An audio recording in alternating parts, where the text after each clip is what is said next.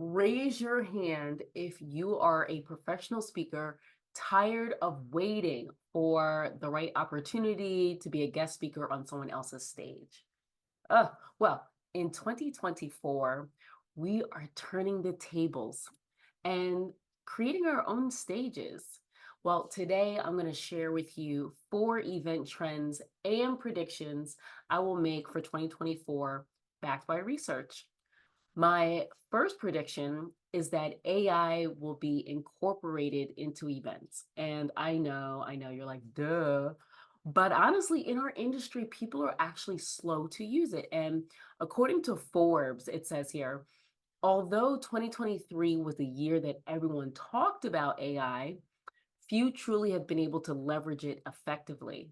The questions that many will be asking in 2024 are no longer about what is AI or what can it do, but really how AI will impact us professionally, ethically, and socially. As event organizers and professional speakers, AI can already help us create multilingual audio versions of our presentations and streamline event planning processes. But very few event organizers are even using it in their planning processes. So this will begin to shift in 2024 as more tools emerge and as we become a society more aware and educated about how to best use these tools to our benefit. With this being my top prediction for event experiences in 2024, events are just going to keep getting more and more expensive to produce. Um, Depending on the level of production, size, and other factors, just like our grocery list, um, like the bill is just going to continue to rise. So my next prediction in regards to 2024 is simple, that we're going to have to do a little more with less. Yeah, yeah. According to the PCMA, which is the Professional Convention Management Association, they have a leading publication, an online magazine, and it's like the number one leading publication in the business event industry, and it's called Convene. And I was looking at this article, and it talks about doing more with less. In their annual events industry forecast, they published that budgetary woes ranked as number one for their survey takers. Number one, most commonly identified challenges, it says, specifically dealing with insufficient budgets and financial resources while expenses continued to rise. So it may not come as a shock to you all that the biggest industry trends in 2024 is just, okay, it's going to cost more to produce my event.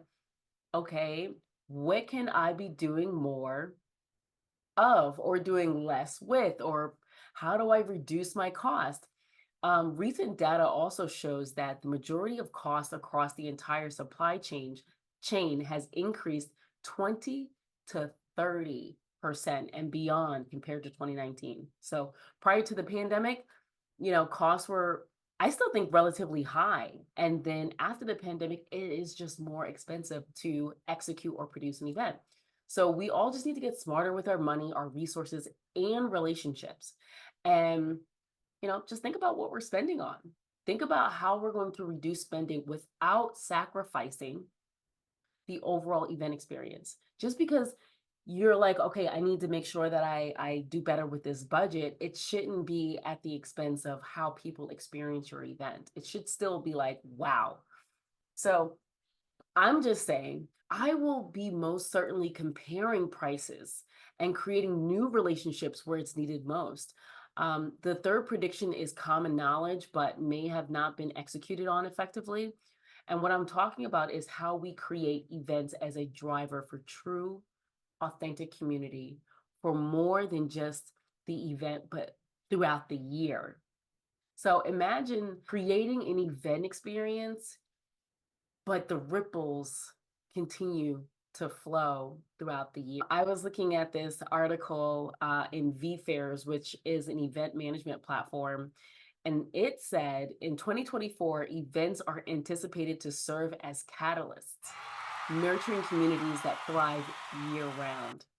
Organizations are embracing a dynamic approach, hosting not just one major event, but a constellation of smaller touchpoint events throughout the year. These events create intimate spaces for meaningful connections. Woo, I'm already excited. All this means is how we begin to think past the event experience. And I'll talk about this in another video and I'll make sure it's in the show notes so you can just like go to it because sometimes we're so fixated on the event experience and we're not thinking about the next thing because some people are so excited. Your audience is so excited and they're like, oh my gosh, I need to come to another one of these.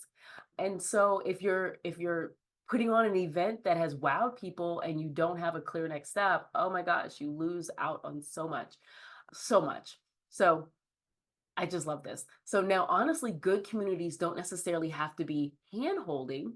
Like when you're establishing these communities that are going to continue to vibrate throughout the year. It doesn't have to be hand holding because sometimes you may already feel overwhelmed, like, oh my gosh, how am I going to manage this year round? It doesn't have to be hand holding. And with the right people in the audience and the people that are going to be creating this kind of community, it'll create a life of its own.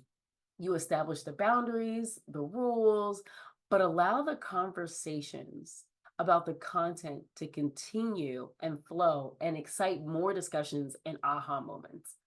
So you don't have to do a whole lot of work. You may build the framework of where the community lives, but the conversations and everybody in it is who really kind of like manages it, really. And you have your rules and your boundaries in place and all of that good stuff. So, okay, this leads me into my last prediction. And it may seem so obvious, but it's the sense of belonging.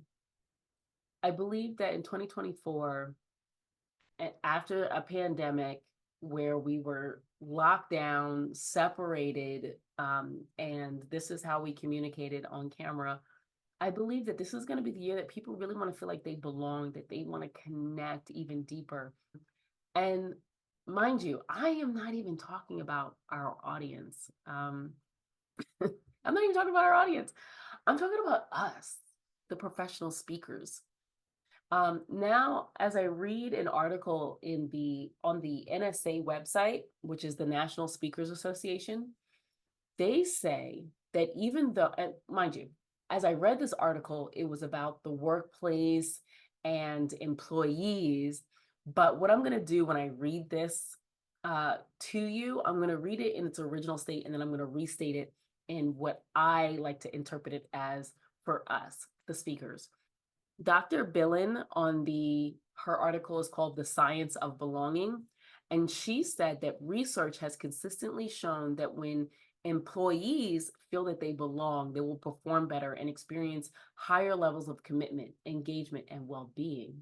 An absence of belonging increases the risk of isolation, underperformance, and burnout. Now, I'm going to replace the word employees with speakers so that we can kind of be here with this, okay? Research has consistently shown that when professional speakers feel that they belong, they will perform better and experience higher levels of commitment, engagement, and well being. An absence of belonging increases the risk of isolation, underperformance, and burnout. I don't know about you, but how many speakers have been going at this thing alone? Yeah, we have our associations and our, different affiliations. And yeah, we've gotten some certifications, but going at it alone, like how many of you have done this alone? I know I did. I was my personal assistant. I was my connector. I was my own event planner, everything, everything. And it was so lonely. But I believe that together we should share tools, we should share resources and ideas. And most importantly, we should be sharing opportunities.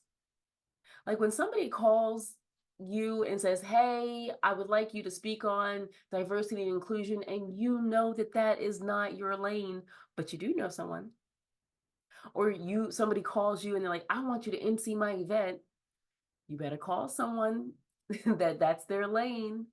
And I tell you, it goes hand in hand because a lot of times when you offer someone else an opportunity that actually is in their lane when they get something, I'm telling you, that's how we should be operating. That's just my 2 cents for 2024. Because I remember providing, like before providing our services, our first paid client, I showed up to an event to try out the actual concept alone. I was in the midst of fasting and praying. And the people around me at this event wasn't aware of that, but I met some of the most dynamic speakers that I can today call my friends. But I remember spending my last on a flight to get there, and I was betting on myself to be discerning and becoming everything I imagined I could be. And I know that you know what it's like to like bet on yourself, and you're fighting for a vision that no one else sees. Um, yeah, I remember this. And fighting to get a message out there into the world. And even if that message kind of exists, but it's you saying it. For me, I I went out there, and I mean those very speakers had no idea what was on the line for me. I was in the middle of wanting to walk away from my 9 to 5. I was working at JP Morgan at the time, and I had poured all my resources into my business, and I had nothing coming in yet because we didn't have this paid client yet, and I didn't take a retainer yet. And that came later on when I started looking at how to put together contracts and things like that. But I found myself going at this alone, and now that I see the transformations of my clients, and seeing how it changes their lives, having strategic support, having the right team, someone being able to see for them, to hear for them, to be there for them. And we could oversee their brand presence and to protect their brand reputation and to ensure that the event experience for them was at the level at what they were doing. Yeah, so I had to mentally overcome after this first event, as I was putting out the concept, and I got such great feedback. There's so many people at this event. Delatoro McNeil III, which is the peak performance expert for stages and speaking. Tina Lewis, I met Trevor Ott, I met Shay Brown, I met Dr. George Fraser, I met April Franks, I met Ruben West, I met there's so many other speakers that are in our industry that look like us that I met that particular at this particular event. Justin Burns, Taria, like people that I see now that are flourishing. Um, but I had to mentally overcome not knowing what I didn't know, and I had to ask a lot of questions. Things that I thought were important to speakers, bringing the duffel bag. If you know my brand, you know the duffel bag, and making sure that speakers had everything on hand or just in case items. And I learned that the physical bag was not as important to them as their money bag, because a lot of my friends who are speakers, this is what they do for a living. And so when they're closing back of the room, their table, that was what was important to them. So there were so many things I had to learn, and I had to take so many L's and mess up a whole lot to get it right, and to get it right at the professional level I'm now, that I now reside in.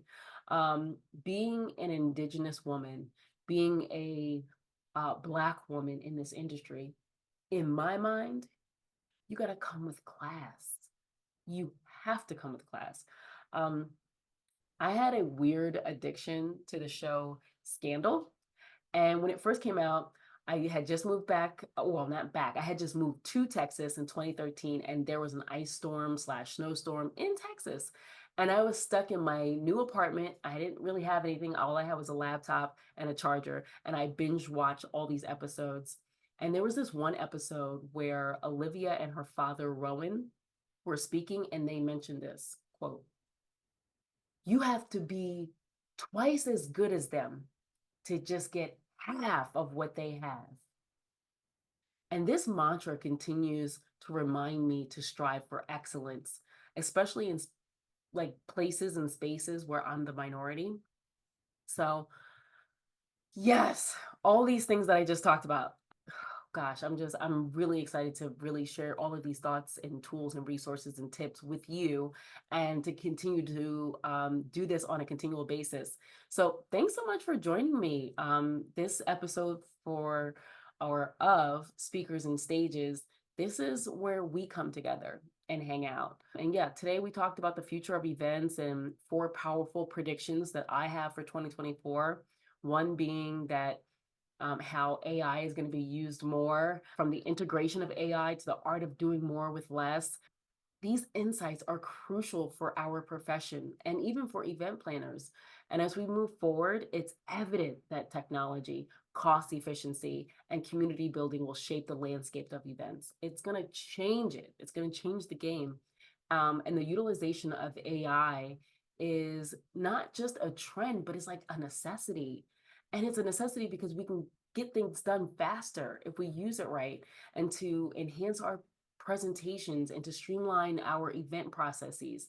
And, today we also talked about, building these connections throughout the year, creating a vibrant, ongoing conversation that transcends the boundaries of traditional events.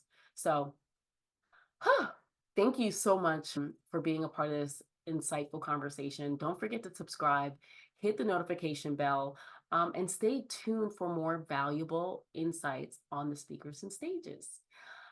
This is my show, and I'm really happy, excited, thrilled that you're here. So until next time, continue to innovate, connect, and make a lasting impact on your stages.